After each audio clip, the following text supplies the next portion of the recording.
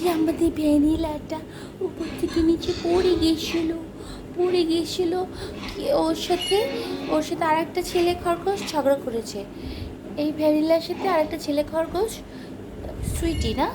সুইটি ঝগড়া করেছে, করে ওকে এইভাবে দেখি কীভাবে আঘাত দিয়েছে, কীভাবে কামড় দিয়ে ব্যথা দিছে, এই যে এভাবে ব্যথা দিছে, যে এভাবে ব্যথা দিছে।